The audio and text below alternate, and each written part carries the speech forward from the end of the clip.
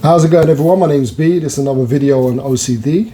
So I put out a video last week and I got a few replies from it. And a lot of the questions revolved around like, how do I actually accept these OCD thoughts, these OCD feelings? So the question I got, it would go something like this, right? It would be like, so I understand it consciously. I understand OCD. I know it's not real. I know that I shouldn't do compulsions. I know everything, but I just can't accept this thought that keeps coming in my head. Like I can't accept it. I don't know what to do. I feel like I have to do something. Help me out. Like, what can I do?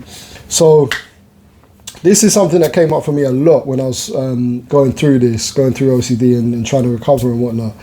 And it's this feeling that you've always got to be doing something, right? You need to be looking for certainty, and you've always got to be doing something, right? So essentially with OCD, it's like there's a feeling within you that you don't like, right? You want to get rid of it, you don't like, and you create a story around that feeling, right? You create this story, and it could be anything. It could be anything, because you're looking for a reason for why that feeling is there, because you're trying to gain more understanding, because if you have more understanding, you believe that you can get rid of it, which is true to some extent, right?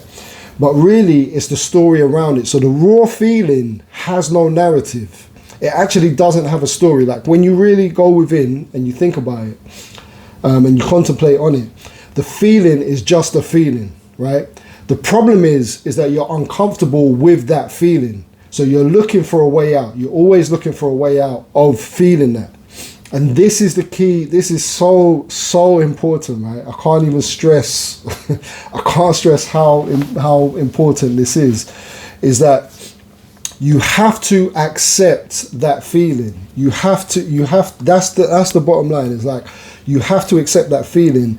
And by making a story around it, or doing compulsions to make you feel better about having that feeling, they can offer like temporary relief, right? So that's why you do them. We're not stupid. Like, we're doing it because it offers us like a temporary satiation of that feeling, right?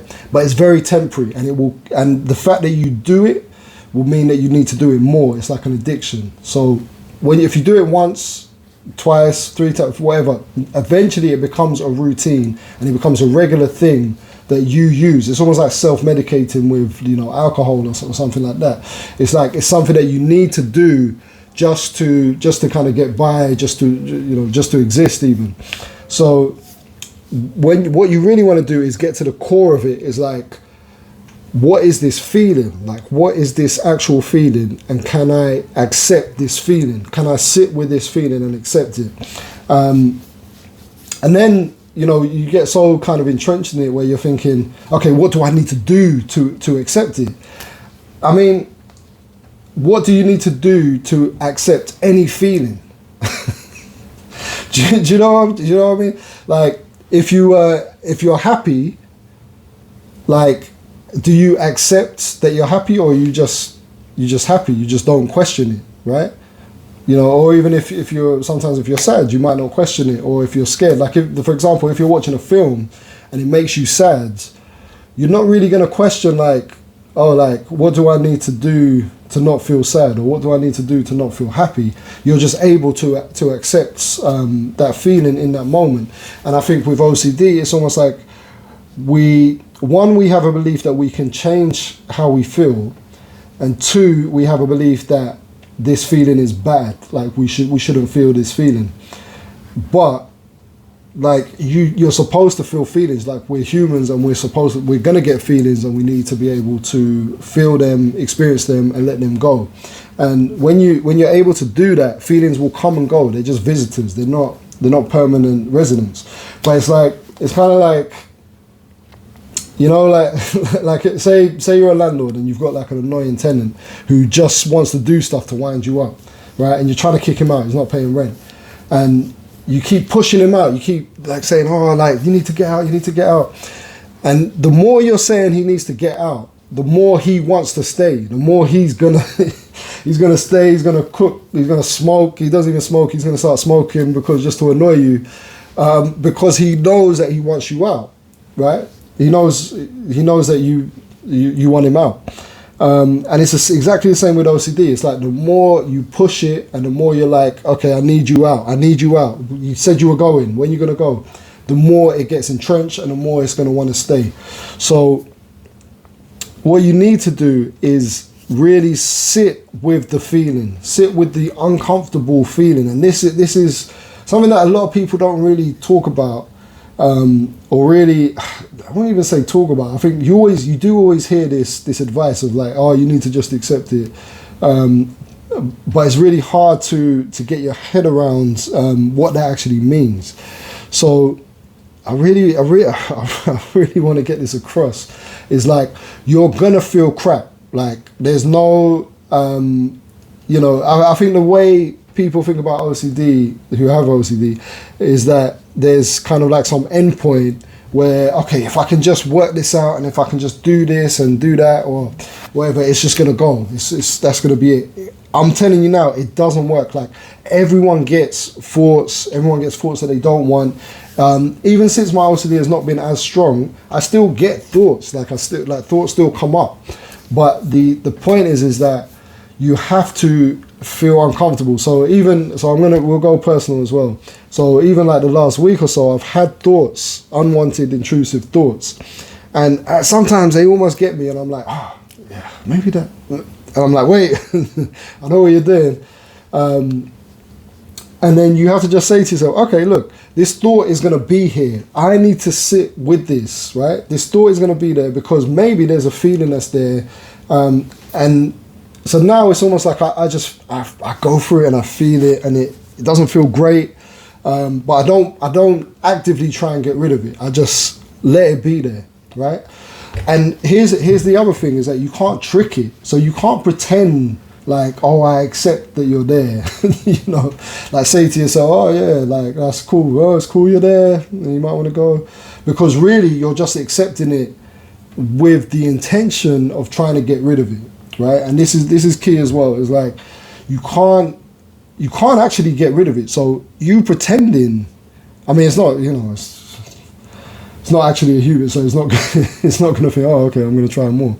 But like the act of you pretending, it's just not going to work, right? So you almost have to have the attitude, and this is it's so difficult. I know it's hard for people to really get their head around this and accept this, but like you almost have to treat these thoughts as if I'll be okay even if they're there forever. Think about that. I'll be okay even if these thoughts are here forever. And this is the complete opposite to the mindset that you have normally, which is like, I need to get rid of these thoughts. I'm not okay right now. I need to get rid of these thoughts. Understand that when you put the language into it around this feeling that you have and around this feeling that you have, and then it comes into thoughts and then the language comes in and blah, blah, blah. This is all like not real. Like it's not real. The only thing that is real is the feeling, right? And then from that point of having a feeling, you can either choose to accept it or you can choose to fight it in some way. And what I'm telling you is that fighting it is just not going to work on any level, right? It's not going to help you. It's not going to get rid of the thought. It's not going to change how you feel. It's just going to extend the time that you're going to be worried about this specific thing. So the other option, the other route you can go, so if it's two thoughts, the other route you can go is to feel crap, right? To feel bad for however long. Don't even think about how long. It doesn't matter. Like, let's say it's a month, right? Even if it's a month, let's think about this, right?